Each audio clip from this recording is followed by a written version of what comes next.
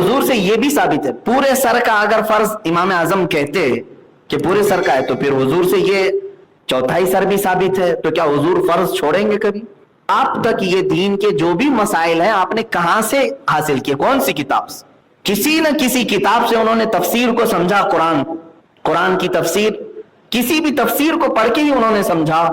तो जाहिर सी बात है फिर आप उस मुफस्सिर की तकलीद कर रहे हो जिसने कुरान की तफसीर की। आप हदीस रसूल पढ़ करके मुझे बता रहे हो कि इस हदीस में ऐसा फरमा, छोड़ दोगे तो डायरेक्ट कैसे हुजूर सल्लल्लाहु अलैहि वसल्लम से आज हासिल कर सकोगे? मेरे अजीजों, ये बात तवील हो जाएगी। यहां पर मैं जो बात बताना चाह रहा था वो ये है कि अवाम किसको फॉलो करे। आप हनफी, शाफई, मालिकी, हम्बली, 4 फिक़ह मशहूर हैं पूरी। एक बात याद रखें, 4 अकीदे नहीं है ये, तो सर पर अमल हो गया। तो इमाम शाफई ने कहा अगर किसी ने इतना सा टच भी कर दिया मसा में तो उसका मसा हो गया, कुरान पर अमल हो गया। अल्लाह ने फरमाया सर का मसा करो, टच भी कर। तो शाफई मजहब में वजू करने के वक्त अगर किसी ने थोड़ा सा टच कर दिया इतना मसा में तो उसका मसा मुकम्मल। मालिक ने क्या सोचा, उन्होंने देखा कुरान ने कहा सर का मसा करो, तो उन्होंने फरमाया सर जो है 2 बाल 3 बाल को नहीं कहते, ये यहां से लेकर गर्दन तक, फिर यहां से लेकर यहां तक जो पूरा हिस्सा है, तो उन्होंने कहा पूरे सर का मसा करना पड़ेगा। तो उन्होंने अपनी फिका में फर्ज कर दिया एक बाल भी छूटने ना पाए, पूरा सर मसा करो। उनके पूरे सर का मसा करना फर्ज है, अगर एक बाल भी छूट गया तो मसा ही नहीं हुआ उनके। इमाम शाफई ने अलग सोचा, इमाम मालिक ने अलग सोचा, इमाम आजम अबू हनीफा रहमतुल्लाह ताला अलैह इनके दोनों के दरमियान में। जाहिर सी बात है, सोचने का मतलब ये नहीं है कि बैठे बैठे कुछ भी अटकल पच्चू मार दें, उनके पास दलील होनी चाहिए। क्यों सोचा आपने इस तरह से? इमाम शाफई के पास अपनी दलील है, इमाम मालिक के पास अपनी दलील है। इमाम आजम अबू हनीफा रहमतुल्लाह ताला अलैह ने कहा कि हम ये देखते हैं कि हुजूर कैसे करते थे, रसूल पाक सल्लल्लाहु, क्योंकि कुरान को वो ज्यादा समझ सकते हैं। तो रसूल करीम सल्लल्लाहु ताला अलैहि वसल्लम के मुतालिक हदीसें जब पढ़ी कि आप वजू में मसा कैसे करते थे, तो अलग अलग अंदाज मिले। हुजूर अकरम सल्लल्लाहु ताला अलैहि वसल्लम के मसा करने के अंदाज अलग अलग मिले। कभी हुजूर ने पूरे सर का भी मसा किया है, पूरे सर का मसा किया है। लेकिन कुछ हदीसें ऐसी हैं, हज़रत मुगीरा बिन शुअबा रज़ियल्लाहु ताला अन्हु की हदीस है, कहते हैं मैंने हुजूर सल्लल्लाहु अलैहि वसल्लम को देखा, एक मर्तबा आपने इस्तिंजा फरमाया और एक कचरे का ढेर था, उसके करीब में वजू करना था। हुजूर सल्लल्लाहु ताला अलैहि वसल्लम तशरीफ लाए, खुली जमीन थी। हज़रत मुगीरा बिन शुअबा से हदीस है, कहते हैं कि पानी दिया गया, हुजूर ने जैसा वजू था पूरा किया। मसा का जो लफ्ज आया है तो कहते हैं ये जो पेशानी की जितनी मिकदार है, पेशानी की जितनी मिकदार है, इतनी मिकदार में अपने सर का मसा किया। यानी अमामा शरीफ पहने हुए थे, तो ये 4 उंगलियां हैं, अमामा को पीछे कर दिया इस तरह से, तो मसा हो गया। उन्होंने भी कुरान पर अमल किया कि नहीं? अल्लाह ने तो सिर्फ इतना फरमाया ना, सरों का मसा का। इमाम मालिक कह रहे हैं पूरे सर का मसा करो, वो भी कुरान पर अमल किए कि नहीं? तीसरे इमाम आजम अबू हनीफा हैं, वो कह रहे हैं कि चौथाई सर का मसा करो, वो भी कुरान पर अमल कर रहे हैं कि नहीं कर रहे हैं? जैसे मैंने अपने स्टूडेंट्स की मिसाल दी, 4 लोग पानी लेकर के आए, मैंने खाली कहा पानी लाओ, कोई गिलास में लाया, कोई बाल्टी में लाया, कोई लोटे में लाया, कोई बर्तन में लाया, लेकिन सब लाए कि नहीं लाए? हुक्म पर अमल हो गया। इसी तरह मेरे अजीजों, कुरान की मुतलक आयत पर ये 4 इमामों का अमल हो गया। रह जाते इमाम अहमद बिन हम्बल, उनका मसला इमाम शाफई से ज्यादा मिलता जुलता ही है, इसलिए ज्यादा। उंगलियों से, पैरों की, हाथों की उंगलियों से, नाखूनों से रूह निकलती आती है, एक एक जोड़ से रूह निकलती है, यहाँ तक कि नाक तक उसको खींच करके लाया जाता है। और कुरान में अल्लाह फरमाता है तुम अगर देखोगे कि रूह कैसी निकाली जा रही है, यदरिबून वजूहहुम व अदबारहुम, फरिश्ते आते हैं पीठ पर पीछे मारते हैं, ज़ोर ज़ोर से मारते हैं और पेशानियों पर मारते हैं और ये कहते हैं ऐ निकल जा रूह। अल्लाह फरमाता है तुम अगर देखोगे कि फरिश्ते किस तरह रूह निकालते हैं तो कांप कर रह जाओगे, मार मार करके रूह को निकाला जाता है। और ये छोटा सा वक्त नहीं है, इधर झटका लगा इधर मौत हो गई, लंबा प्रोसेस है, उससे जो गुजरता है वही बता सकता है। बाज़ लोगों को ऐसा लगता है जहर खा लिया अभी मौत हो गई, सुसाइड कर लिया अभी मौत हो गई। मौत इतनी आसानी से नहीं आती, लंबा प्रोसेस है। मौत से पहले फरिश्ते आ जाते हैं, चाहे तुम अच्छे आदमी हो, बैठे हुए हो, तुमको भी अगर मौत आनी है तो तुम पहले फरिश्तों को देखने लग जाओगे, लेकिन बता नहीं सकते किसी को। मौत से थोड़ी देर पहले फरिश्ते करीब आ जाते हैं پہلے جماعت فرشتوں کی آتی ہے، پھر ملک الموت آتے ہیں۔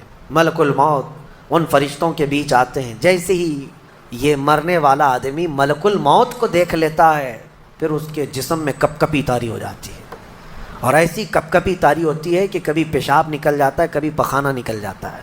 اکثر دیکھنا مرنے والوں کی نجاست نکل جاتی ہے۔ ملک الموت کو وہ بہت قریب سے دیکھتا ہے، اور ان کی دو شکلیں ہیں۔ ایک بہت بھیانک شکل ہے، اس کو دیکھنا ہی عذاب ہے، اور ایک بہت خوبصورت شکل ہے، ان کو دیکھنا ہی رحمت ہے۔ وہ نیک بندوں کی روح نکالنے کے لیے جب جاتے ہیں تو خوبصورت شکل میں جاتے ہیں، اور جب گنہگاروں کی روح نکالنے جاتے ہیں تو بھیانک شکل میں جاتے ہیں، اور ان کو دیکھتے ہی مرنے والے کا جسم پیلا پڑ جاتا ہے، پیشانی اکھڑ جاتی، آنکھیں پھٹی رہ جاتی، اور پھر خرخرا آنے لگ جاتا ہے، یعنی خر خر کی آواز تیز ہو جاتی ہے۔ وہ بولنا چاہتا ہے اپنے پاس والوں کو، لیکن بول نہیں سکتا، بند ہو جاتا ہے۔ یہ وہ وقت ہے جب اس کے توبہ کا دروازہ بھی بند ہو جاتا ہے۔ اب اگر فرشتوں کو دیکھ کر کوئی توبہ بھی کر لیا، ایمان لایا، تو اس کا ایمان قبول نہیں۔ اس وقت سے پہلے پہلے تک جو بھی ایمان لایا یا توبہ کیا، اس کی توبہ قبول ہے۔ لیکن موت کا خرخرا آ گیا اور فرشتوں کو دیکھ لیا، اس کے بعد بہت سارے کافر بھی پکاریں گے کہ ہم ایمان لاتے ہیں اللہ پر، نہیں، اب ایمان قبول نہیں ہوگا۔ موت اتنی آسانی سے نہیں آتی، اس کا پروسیس ہے۔ فرشتے آتے ہیں، ملک الموت آتے ہیں، پھر اس کے بعد اس کو گھور کر دیکھتے ہیں، پھر اس کو چت لٹا دیا جاتا ہے، یا جس حالت میں بھی ہے وہ گر جاتا ہے، کھڑا ہے تو گرتا ہے، بیٹھا ہے تو گرتا ہے، موت آنے سے پہلے لڑک جاتا ہے۔ میں حضور اکرم صلی اللہ تعالیٰ علیہ وسلم کو کبھی مسواک دے رہی، کبھی پانی کے چھڑکاؤ کر رہی، تھوڑی دیر کے بعد حضور اکرم صلی اللہ تعالیٰ علیہ وسلم لیٹے لیٹے اسی طرح رہ گئے۔ حضرت عائشہ کہتی ہے میرے سینے پر حضور کا سر تھا، وہ اتنا بھاری ہو گیا مجھے لگتا تھا کہ میری پسلیاں ٹوٹ جائیں گی۔ یہ حضرت عائشہ کہتی ہیں مجھے ایسا لگتا تھا کہ میری پسلیاں ٹوٹ جائیں گی۔ ہوا کیا تھا؟ حضرت عائشہ فرماتی ہیں دروازے پر جبرائیل امین آئے، روح نکلنے سے پہلے کی بات ہے۔ حضرت عائشہ فرماتی ہیں حضور کے پاس جبرائیل آخری بار آئے، وہ غمگین حالت میں آئے، یا جس حالت میں ہو۔ حضرت رسول کریم صلی اللہ علیہ وسلم سے عرض کرنے لگے یا رسول اللہ، دروازے پر موت کا فرشتہ کھڑا ہے، آپ کی اجازت چاہتا ہے، اگر آپ اجازت دے دیں تو آئے گا اور آپ کی روح پاک کو اللہ کے حضور لے جائے گا۔ اور یا رسول اللہ، آج سے پہلے اس فرشتے نے کسی سے اجازت نہیں لی، اور قیامت تک کسی کی روح نکالنے کے لیے وہ اجازت لے گا بھی نہیں، یہ صرف رسول پاک کی خصوصیت تھی۔ حضور نے فرمایا آنے دو۔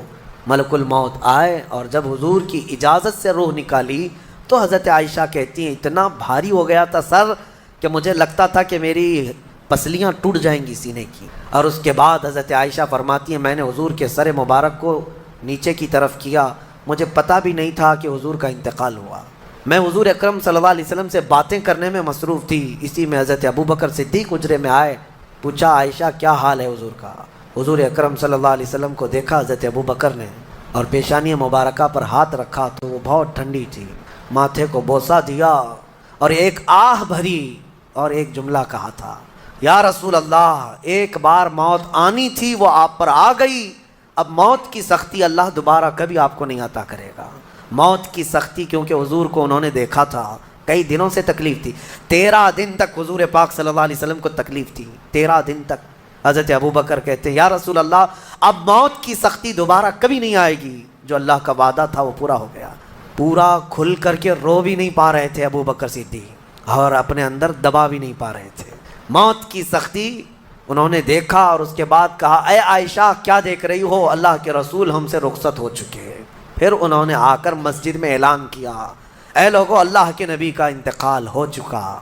اب مجھے یہاں یہ بتانا ہے، اگر موت سے کوئی بچ سکتا تھا تو سب سے پہلا نمبر تو رسول اللہ کا ہونا چاہیے تھا، کیونکہ اللہ کے سب سے محبوب نبی وہی ہیں۔ جب رسول پاک صلی اللہ تعالیٰ علیہ وسلم کو بھی موت آئی تو میاں ہمارا اور تمہارا شمار نہیں، چاہے 100 سال زندگی مل جائے لیکن مرنا ضروری۔ بہرحال یہ باتیں بڑی طویل ہو جائیں گی۔